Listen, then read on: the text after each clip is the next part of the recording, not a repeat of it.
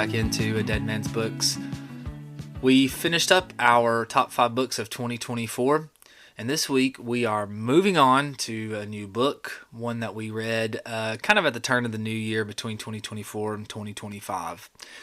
I have not really read much science fiction going into this book. I'm trying to think back of some just right here off the top of my head that I have read, but really it's been so scarce that nothing really jumps out to me. I like science fiction. I had nothing against it. I just haven't really ever read too much of it. Really, my favorite genres probably lie in the historical fiction, things like that. That tends to be, for some reason, what I gravitate to. But, I mean, I'll read anything. We've talked about my McKay's runs. I'll read anything. This book was read by my brother, and I'm hoping to have a bonus episode with him in the future where he talks about this. But he loved this book. And then Jason Crockett, who's joined me and who will be joining me today, he read this book as well, and they both just could not stop talking about how good it was. And so I thought that it would be good to try and good for Jason and I to talk about.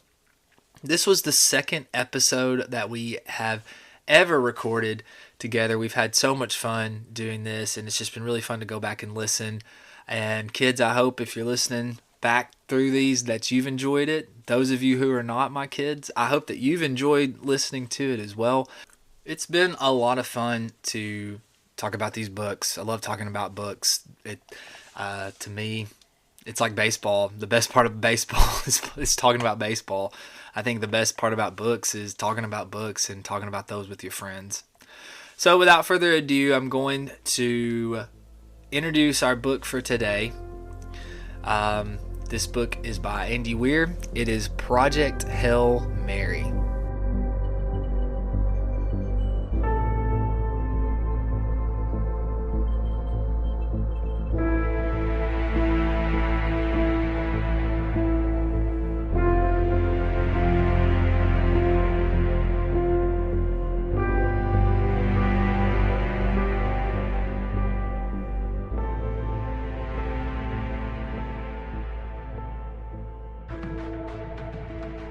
So this week we are discussing Andy Weir's novel, his sci-fi novel, Project Hail Mary. And I don't remember what year the book was published, but the only other one that I know of is The Martian. Mm-hmm. And this novel is about, you were saying, Rylan Grace, who is our protagonist. He's a school teacher, former astrophysicist, who's in disgrace now because of his research that kind of went wonky. And yet they've discovered that there's this beam between the sun and planet Venus, the Petrova line. And this beam is actually a cellular life form called astrophage. Astro meaning star, phage meaning eats. Astrophage is gradually consuming our sun. And if nothing is done about it, in a few years, enough output from the sun will be diminished that life on Earth will cease to exist. So Rylan Grace is in a Hail Mary move being sent into the stars to a star called Tau Ceti, and he's looking for answers. Perfect. Okay, I'm going to go ahead and give you my parallel. Are you ready for this? I'm ready. I'm locked in. Okay. I think that Rylan Grace is, his awakening is comparable to the birth of a child. Because he wakes up, he's trying to talk, but he can't speak. But then, all of a sudden, his brain starts firing off stuff. And then, just like we do as children, so he learns how to talk.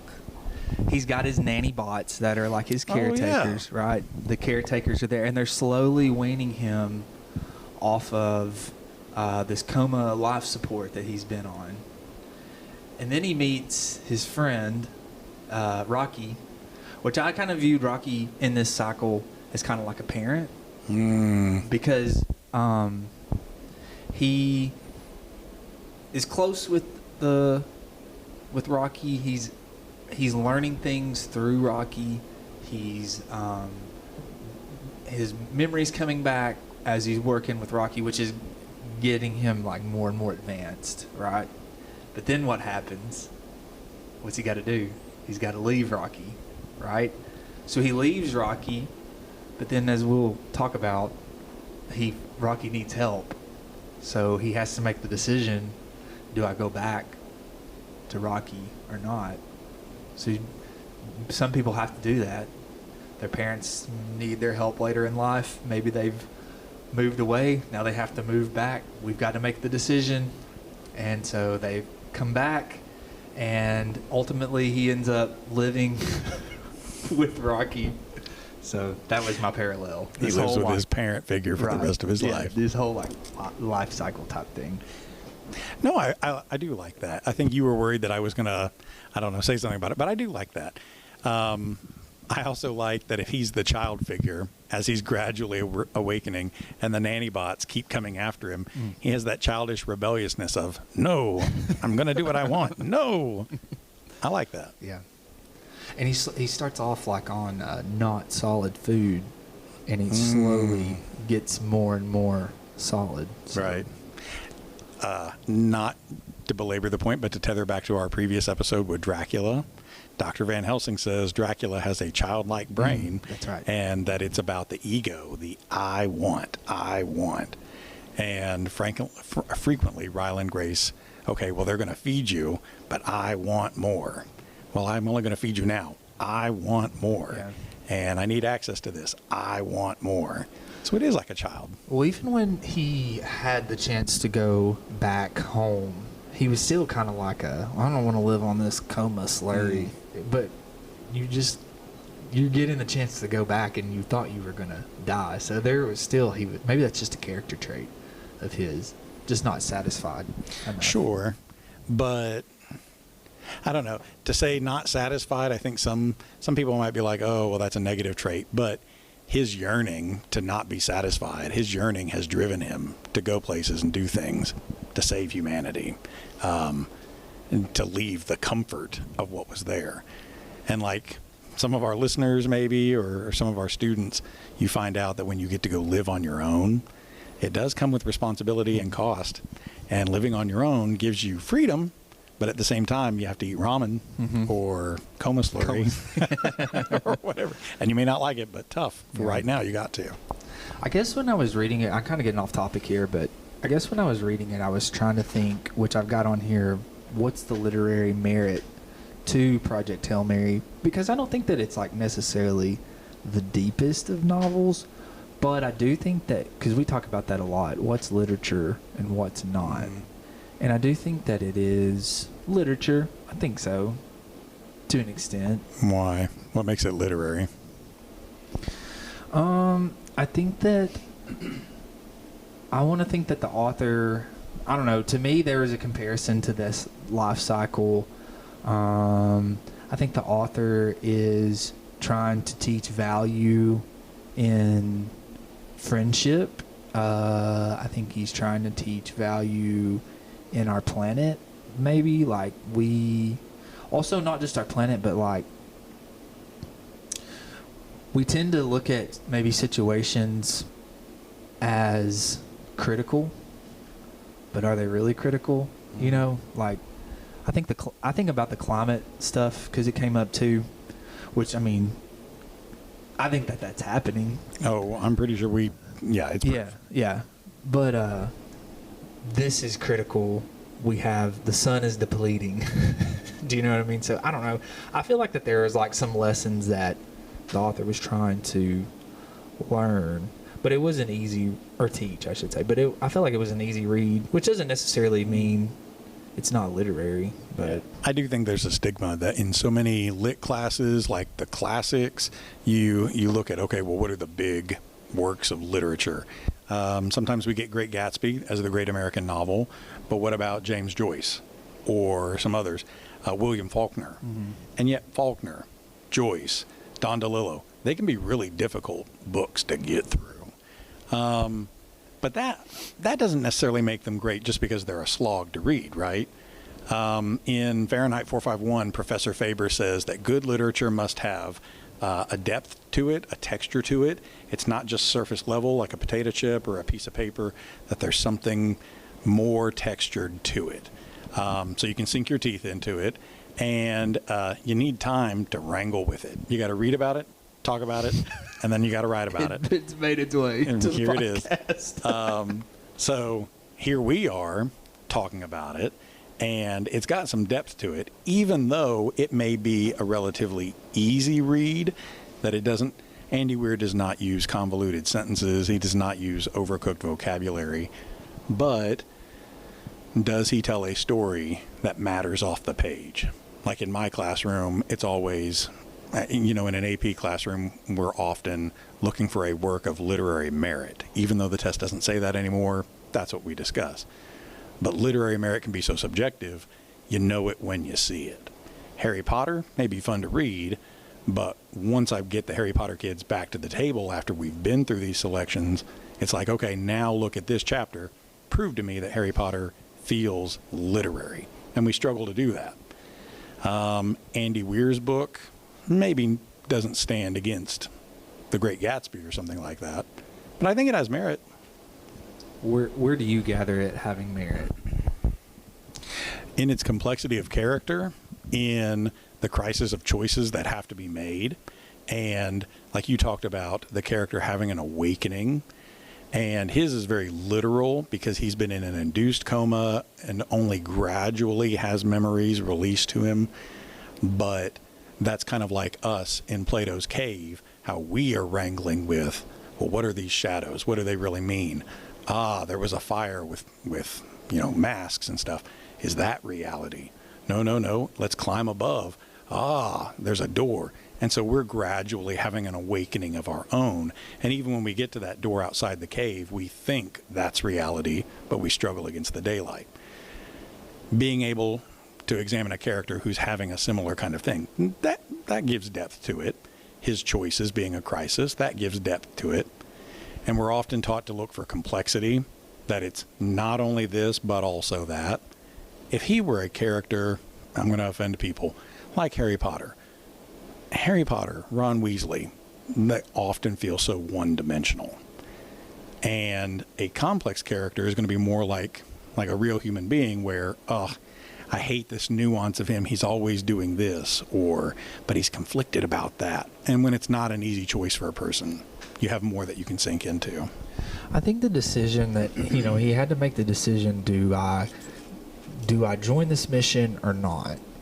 And I thought that to me, his character seemed like someone who wouldn't, but I was afraid that the author was going to turn him into this tremendous hero, So I did like the fact that he didn't get to choose, but he was trying not to go on this. And I think, because that was something that I thought about, was would I go on this mission if given the choice? And I don't know the answer to that, really. Because you were basically signing a death warrant. Because earlier in the previous flashback, he had asked them, how do you want to die? And then he was taking the place of the scientist on the ship. So I would like to think that I would. Because to me, in the situation, it was like, if I stay, the chances of survival seem so slim, of success. Can you imagine if they said, NASA came out today and was like, we're going to try to go almost light speed to this star, and hopefully in 26 years we'll have an answer. To me, that I would be like, well, I'm not going to be here in 26 years. So I guess, I don't know. Oh, well, I hope to be here in 26 years. I don't know where you're going. I mean, in the story of, like, if that situation was here. Yeah. So something about that, if we're talking about complexity of character, in the book, Rylan Grace is like coaching the three astronauts who are going to go on this trip. And because it's a one-way trip, they don't expect these astronauts to ever come back. He asks them, how do you want to die? So that each person gets to go out their own way. But because of a turn of events, Rylan Grace has to go. And it's a last-minute pivot. And he's given a choice, but really doesn't have much of a choice. Rylan Grace doesn't get to make that decision for himself. The others get to decide. They have the autonomy. They have the grace of, I want to go out this way. But he's never given that. That's true. Yeah. He has denied that. And even at one point, he was like, because the person that he took, right? No, yes. Wait, someone was wanting to, the Russian, she was wanting to go out with heroin. Because at one point, he was like, I know that heroin's on here somewhere. So even if he wanted to, he couldn't find the means to do that. Right. The commander chose a bullet. The Russian chose heroin. And the other brainy scientist chose nitrogen. That's right. Yeah, he was going to put on the EVA suit. So. And just fall asleep. Yeah. What were some of your favorite parts? I'm going to save that one for later because I think that's one of my lesser, not favorite parts. I really liked the sequences where he continues to resort back to what he as a scientist knows best. He resorts back to the scientific process. You know, you begin with a hypothesis and then you go from there. And every time he encounters a problem, he may have easier means of figuring that out buried somewhere in the craft, but he may not know about that. And so what does he do? He resorts to his scientific method, and he comes up with a test to figure out, well, are we, in a gravity spin right now, or are we doing this? And I love that he does that. I love that he resorts back to the fundamentals of math and science to figure his way out.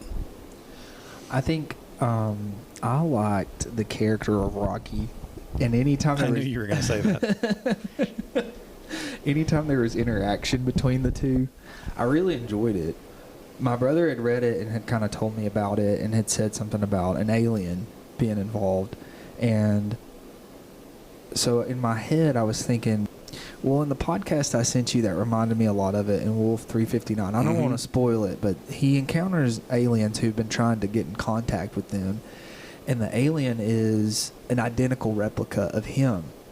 And he asked about that. He's like, why do you look like me? And the alien's like, well, this is the form that we assume that you would want to talk to. So I was kind of thinking that it would be like something along those lines. Like maybe they had this humanoid figure who had maybe chosen this shape. Okay.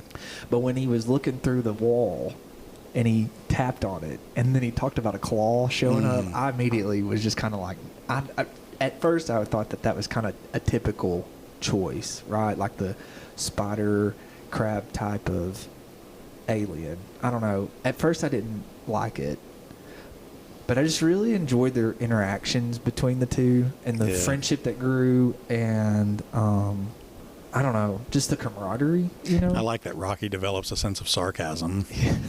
Right, he picks up on sarcasm. Yeah.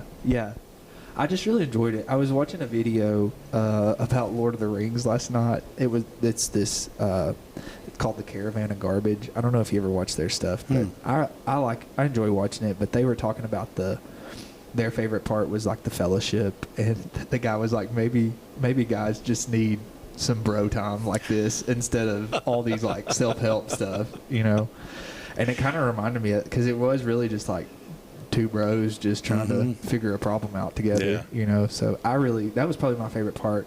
Anytime the flashbacks come up, for some reason I was just like, oh. Right. Yeah, I agree with that too.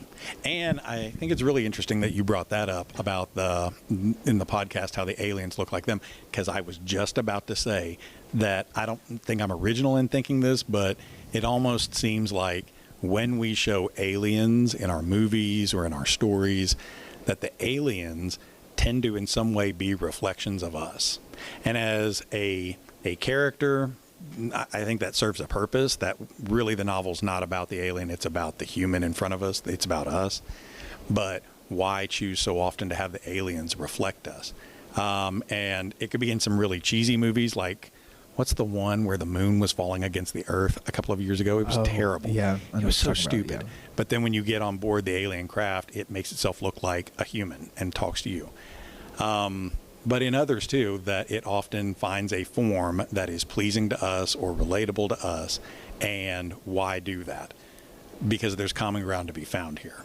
And even though Rocky looks different, there are human aspects to him. Or are there Rocky aspects of us that we share with him? Because they make the point that we must all be descended from the same sort of creation, the same sort of, base elements. I just feel like, okay, I'm sure you've heard of the theory where there's a theory that if there is another Earth-like planet, that I guess essentially evolution would produce more or less the same type of things.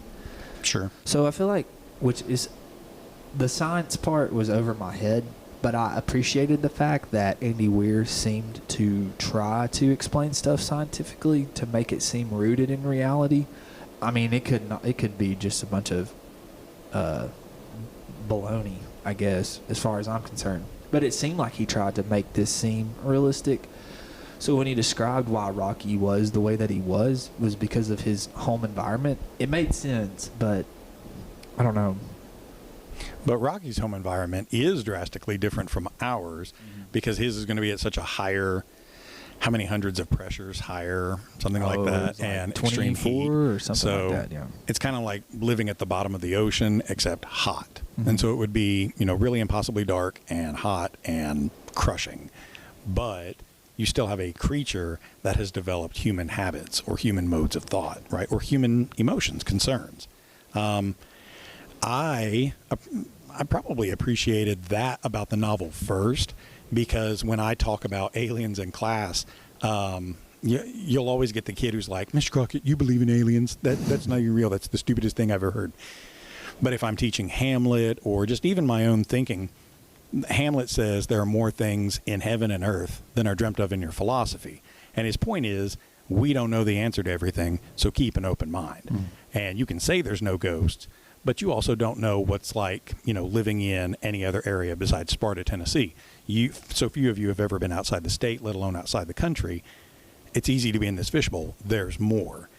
And my thinking is, when we do happen across aliens are not going to be little green men when we find them.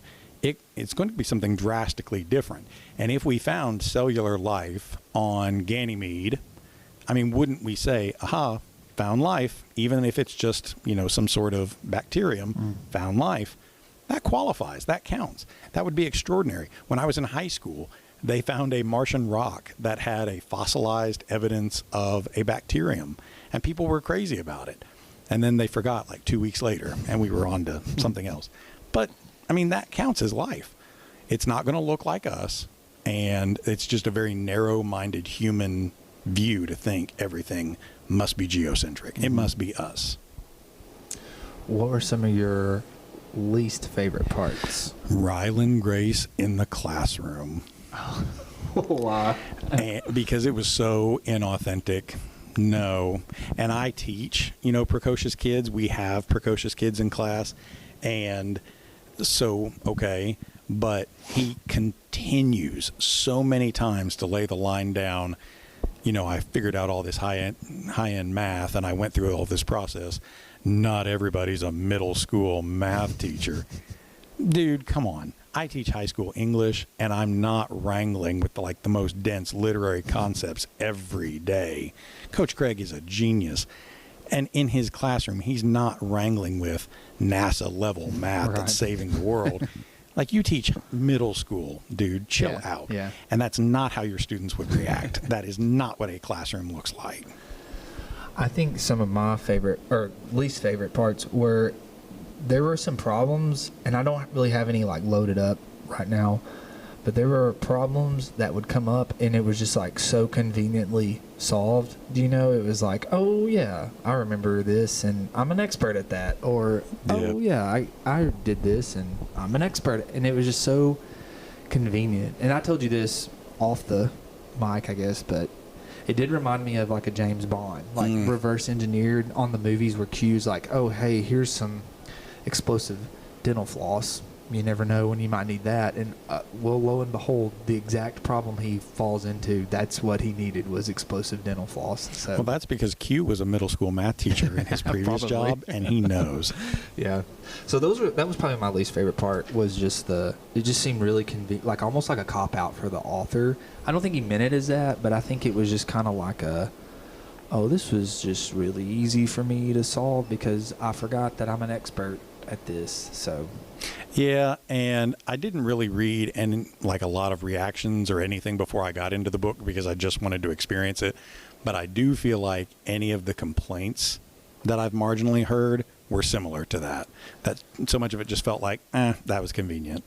I think that's why I think, like, on the literary side of things, like, maybe it doesn't hold as much weight as it could have, because there was a huge problem, clearly. There were, I guess, a few huge problems as far as, like, you've got the original problem of the astrophage, but then you've got this problem of, I'm trying to figure out why I'm here type of thing. And then you've got this problem of, now I'm trying to save 2 planets, not just 1 planet. So there were, like, some major problems. But I felt like that the way that these conflicts were resolved were just so easy. Even, like, when he has to go back and find Rocky, I think that realistically, and maybe I'm wrong, but I think that realistically, that would have been so... Now, I know that I've got that on a rundown. I would not have gone back just because of the fact of, I don't know that he's there. I don't know if I'm going to find him. You would have left him. I would have, yeah. Adrian would have died because of you. Probably, Planet yeah. Adrian would have died because of you. Well, I just think that, like, because I was thinking in my heart, I was kind of like, you don't need to go back because you don't know what you're going to find. And it worked out, and I'm glad it did. I mean, it's good to read a happy ending every now and then, you know, but it just didn't seem, I think I was wanting him to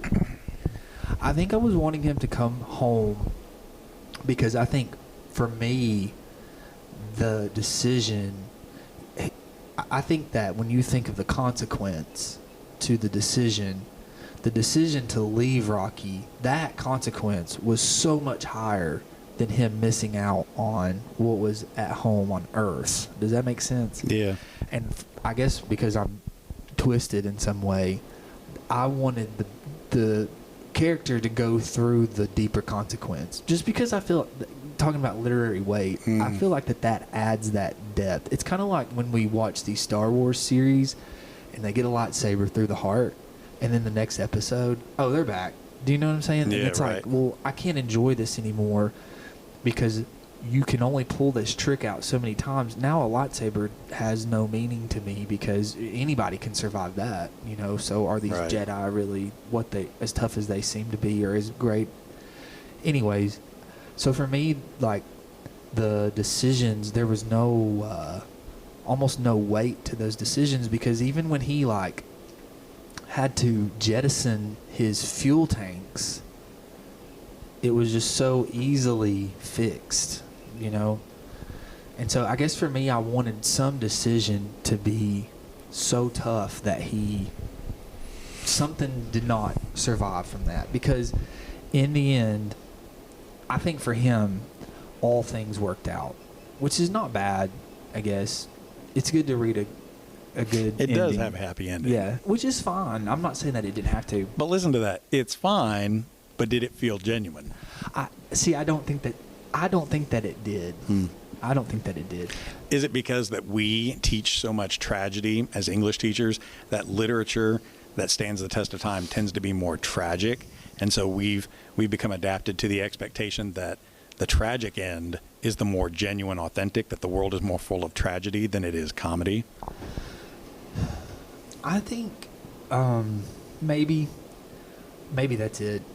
I don't know. It's like I said, like, I feel like for me, real life is more decisions of, well, part of this is gonna hurt more than it.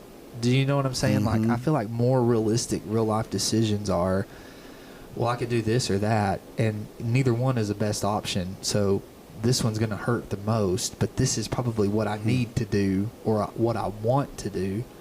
And to me, that decision to go back and just so easily find him. Do you know what I mean? Like, even if he would have went back, this is going to sound messed up, but I almost, when he went back, wanted him to find, like, a torn apart ship, or, like, just, do you know what I'm saying? Just this, like, and then this whole devastating decision of, Oh, wow. why did I don't know. That would have been a very Twilight Zone, oh no, everything's ruined. Right, At and the now end. I can't go back, and yeah, and I'm not saying that because that's what I want, like, is darkness and tragedy, but like I said, it just seemed like every situation that came up, there was no, like, weighing the pros and cons. There was no me saying, I'm going to do this because this is the best decision, and this, it was just very much like a, oh yeah, I'm an expert and Rocky's an expert and it's all worked out for us. Yeah. And well, I'm going to go back and find Rocky and I'm going to do these somersaults in my spaceship and I'm going to look on the scope and that magically finds this, oh, there he is. And I found him and he's alive and he's going to take me home. And I sent these back, and then guess what? Earth found my message, and do you know what I mean? So it was just like all these like, yes, yes, yes, yes, yes, yes. There was no consequence to it, to me. I was just about to say, if this had been more like he whipped around and went back and laser beamed through, it would have felt more like a Star Wars movie. But then you just walked me through all of it, and it's like, oh, maybe it is a little bit like that. Because Star Wars is great. You know, it's very entertaining. We love it, and it's flashy, but it's not genuine science. And maybe there is an authenticity to tragedy. Well, there's a consequence if we're comparing it to Star Wars. You've got the consequence at the end of Jedi that Darth Vader has to decide, am I going to save my son or am I going to save this, I don't know if you'd call the Emperor a father figure, but this person that I've basically pledged my life to. An evil father figure. Right, yeah. And ultimately sacrifice myself for my son. That redemption factor in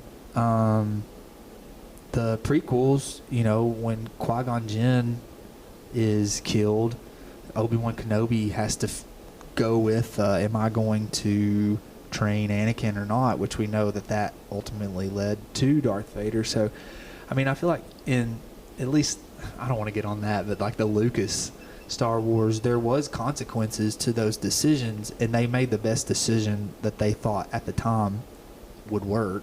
So I don't know.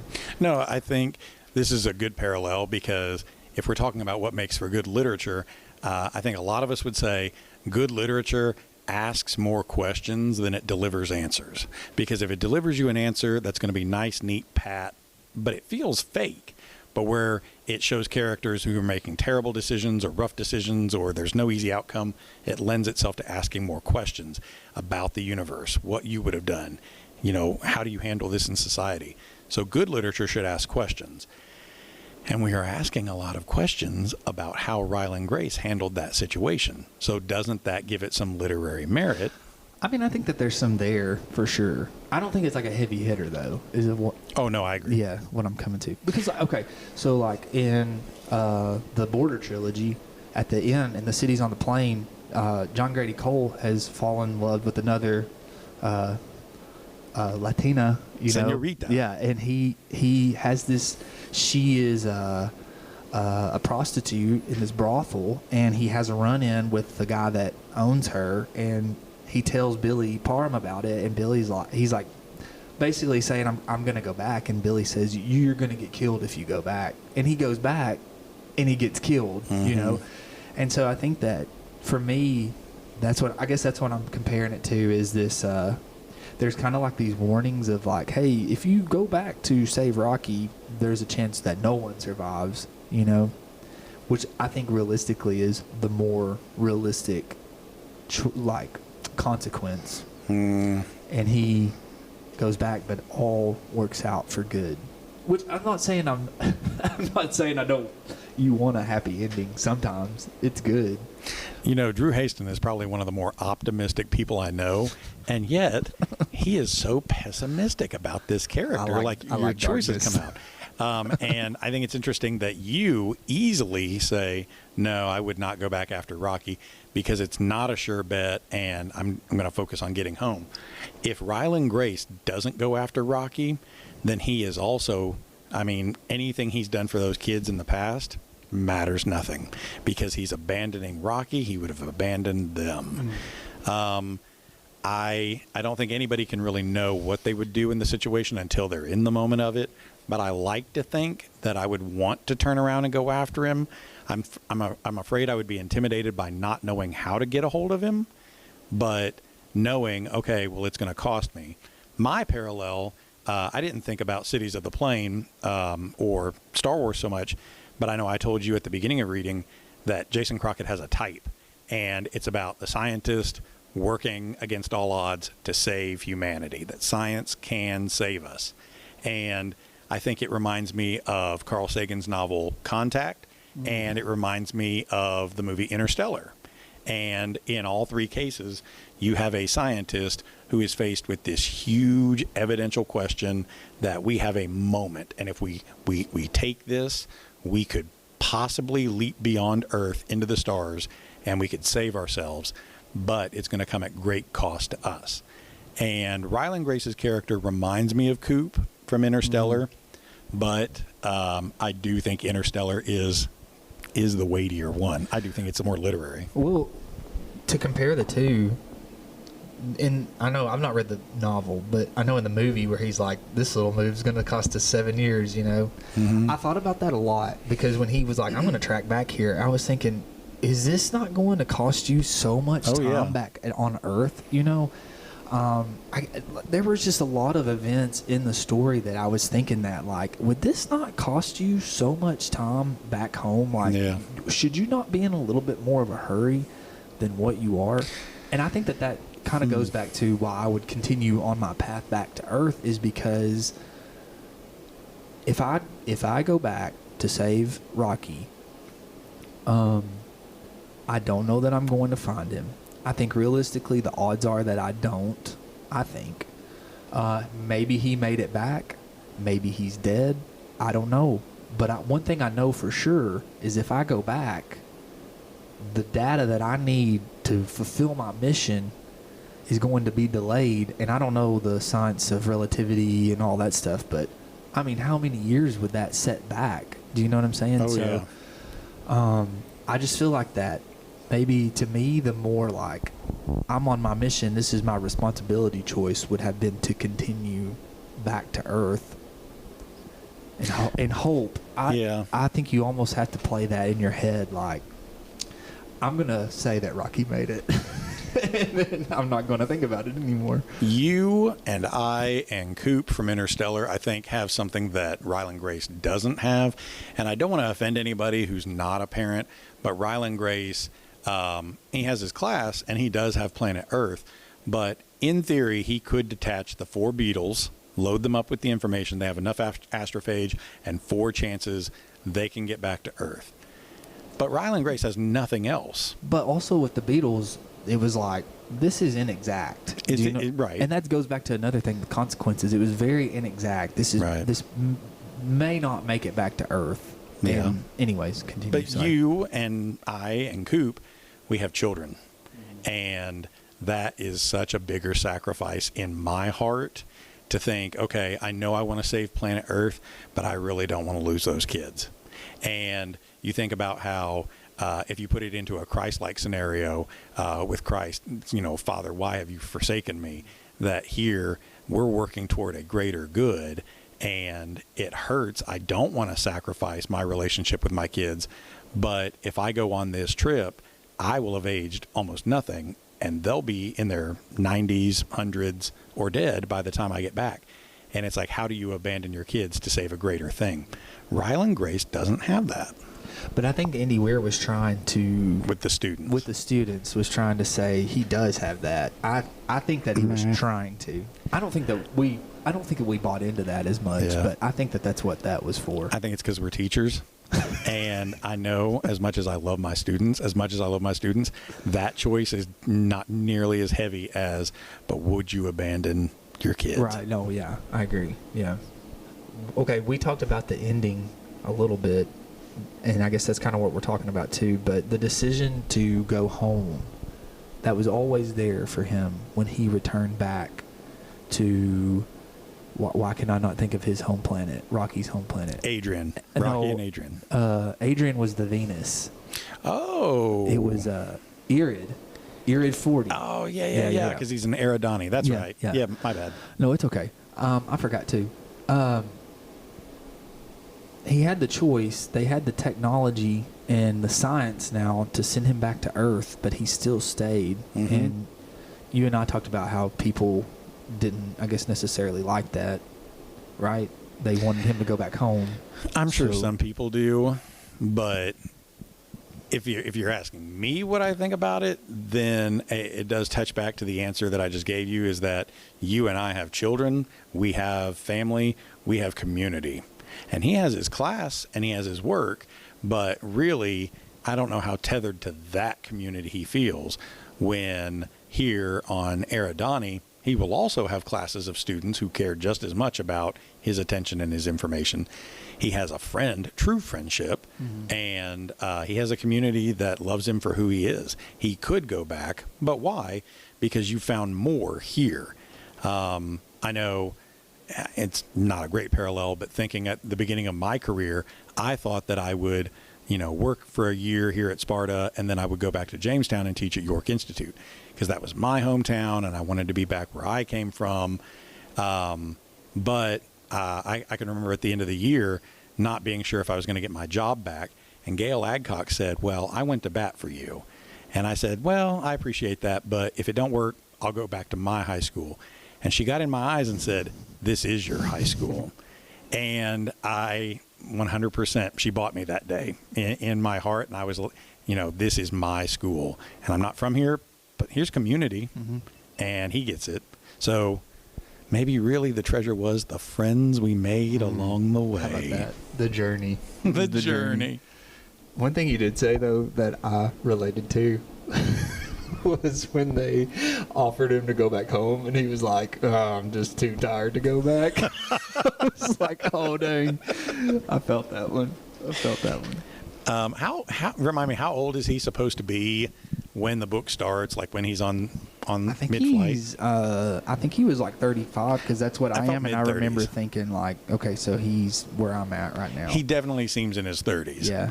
But by the end of the novel, hasn't some years gone by? He's 58 years old, but on Earth, he would be 91 years old. So, however that works. Well, shoot, even at 45, I've thought, we're still young enough. We can have more kids. And then you try to get up off the couch, and you're like, ugh, I don't want to chase a 2-year-old around right now. Me neither. So I understand it. I'm just too tired. I don't want to go back to Earth When he now. said that, I was like, dang. I guess I would say too. It's real. Yeah. Okay, we're about out of time, but I wanted to talk about the movie a little bit. It's not come out yet, but I'm excited. We talked about how Ryan Gosling is not who we imagined to be in that role, but I think he'll do a good job. Sure.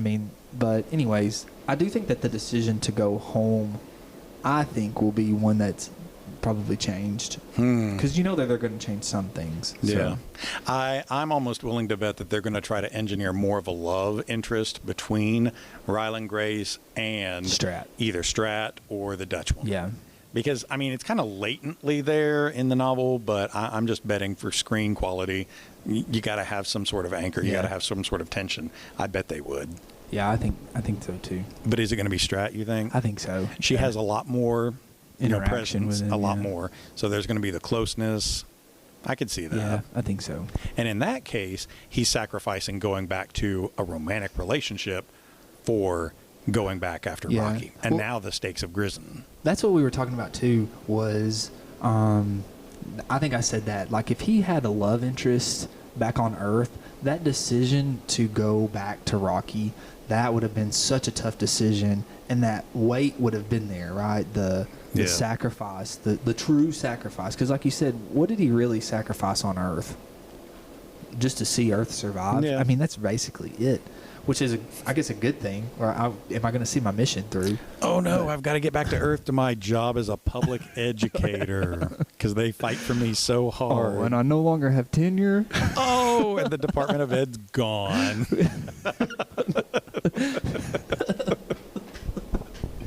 Oh, I forgot to sign my FMLA. Bam. I'm late on my They're online not going to approve all those days. You missed Warrior Workshop. Can you imagine having to do 17 years of Jason Foundation? Like, you would have to and rewatch it. What if he had those uploaded on the ship? What 26 years of it. They had like pre-sent emails. Don't forget to do your Jason Foundation. And it comes through every 6 months. Got to do it again. Got to do it again. Oh, that's funny. Okay. Last thing. What would you Okay, I have 2 scales that I score books on. I do the 5 stars, that's on Goodread. But the way that I try to dictate what do I get, because for some reason I don't like decimal points. Okay. Yeah. So I do a 20-point scale. Oh, wow. And okay. if it's inside like the 18, 19, 20, then it would be a 5-star. Oh, okay. So Do you see 5 what is I'm a much saying? narrower. Yeah. I gotcha. Yeah. Are you asking me what I would grade it? On both, yeah. My gut tells me that on a 5 scale, I want to do like a 3 for this novel. I don't even want to do a 3.5. I think I want to do a 3. Devil in the White City is more of a 3.5 or a 4 for me. Even though I don't imagine myself rereading that. It just feels like it was good, but I don't know that it was. Interstellar would have been far, like if there were a novelization of that, would have been far above. So out of 20 points, I'm thinking somewhere in my gut tells me like 13 to 14, maybe 15. See, I think I gave it a 16. Oh. So that put it at a okay. 4-star for me. Okay. So I think I know that I feel like I've kind of trashed it through this. I hope it doesn't seem that way. No, I don't think you have. I really enjoyed reading it, and I was thinking last night before, because I was kind of thinking about stuff to talk about. You know, when you read a book and you just enjoy being in that world, and you get finished, and you're kind of like, I miss being in space right now. Yeah. You know, I think that has a huge impact on kind of how I look retroactively at what I've read, and so I really do miss the interaction between him and Rocky and them living on this spaceship and just this like solitude of we're so far away, it's just us and it's up to us. I don't know, I just really enjoyed that's what I'm saying, when they did the flashbacks, it was almost like look, I'm just gonna skip this part. I knew that there was pieces that I need to know because he's gonna figure something out from that, but I really enjoyed the time on the spaceship. Yeah. Well, I enjoyed being in that world. You have the opportunity when he finally finishes the sequel, right? That you can do is that. He doing a sequel? Mm-hmm. That he and Rocky are going to go into space and fight. And this is not real. He's got his first flashback is that he forgot to leave sub plans behind. I knew that was not real. They're going to get on. He didn't get anybody to cover his bus duty. Nah. I got to get back. I got to get back. He got a text. Hey, Yep. don't forget you had bus duty this morning. So it wouldn't be Project Hail Mary. It would be Project... I don't know. I'm trying to think of a title. Project what? Not a Hail Mary, but now... Oh, man. Project O. I'll leave that last part blank. Oh, crap. Probably. Yeah. Cool. Well, I enjoyed reading yet another book with you. Yeah. So I had thought about using this for summer read for sophomores. I meant to ask about that. And because I had a huge list that I was trying to winnow it down from, but I eventually went with Remarkably Bright Creatures by Shelby Van Pelt. And I didn't hate that book, but I liked it much less than Andy Weir's Project Hail Mary. And so if I had to do it over 1,000,000,000%, I think I would have assigned Project Hail Mary instead. Do you think that this is something you would ever assign? Oh, yeah. I'm even thinking about it for next year's summer read. I think it's definitely it's got more complexity to it, of character, of decision, of thought, of storytelling than Remarkably Bright Creatures. And I'm not trying to dog her book. You love it, great. It's just so much more potato chips than this is. And this is not like a dense steak dinner or anything. Mm. It's good. Yeah. And I think it has a lot more to work with for a summer honors class. What about AP? That's probably too low for them? Yeah. Just because my window for AP is so much narrower. I only have the one semester. And you're thinking, okay, what do these kids need under their belt? Not only to be able to write well on the AP exam, but this is your last goodbye. This is all you get with them. For summer reading, we typically do two things, like a short Shakespeare play and a novel. Maybe it could be in a summer, because really, what are you doing with summer reading? Summer reading is staying engaged, try to be a little bit thought-provoking, entertained, but you don't want to assign anything complex over the summer. You don't ever want to just throw kids out with that. But it is like your last window. So I only have that, whatever the summer reading is, Macbeth, and maybe one other novel that I get to work with, with them. And sometimes that's 1984, sometimes it's Kite Runner. And then you feel like, man, I barely got to teach you guys any of the big picture stuff. Also, there's so much of it that's, white dudes. I really need to diversify my portfolio. So, yeah, I don't know about using that. And Remarkably Bright Creatures, it just feels like young adult reading, which is fine, but it's just not what we need at that level. Well, thanks for joining me again. Thanks for having me again. Thanks for reading books with me. Yeah, it's always. been a lot of fun. How long this is year 3, I think, that we've been reading books together? 2 or 3. You phrased that wrong. How long is this? Question? Is this year 3? Question. Yeah, because, or was it last year that we started? Was last year Devil in the White City? Yeah. Mm-hmm. So last year, I think, is when we started, right? Okay. And then over the summer was Wager and some other things. Yeah. I did get contacted by a former AP student yesterday who sent me a picture of a book they have to read over Thanksgiving break called Midnight in the Garden of Good and Evil. Oh, man. Such a good book. I know I got so excited about it. And that's been another big hit. I just wanted to take a minute to tell you thank you for listening, those of you who have been listening. We are going to get into a dystopia run. Right now, I'm trying to fill out the way how we want to do this. And I think right now, as we're just starting to dump books that we've already read into this, I think that the best thing to do is to kind of either put it by genre or put it by author. So we've already recorded a couple of dystopia episodes. And so coming up, we're going to talk about 1984. We're going to talk about Fahrenheit 451. We'll be talking about The Hunger Games, and we'll be talking about Anthem, and we might even talk about a few more if we're able to get around to it before those episodes come out. But I just wanted to say again, thank you. If you want to follow us on Spotify, we're trying to get up on Apple Podcasts still, but we're looking forward to that. And I just wanted to say again, thank you to everyone who has been listening that are not my kids. And kids, if you are listening, thank you for listening. I hope you have enjoyed the books. Thanks again, guys.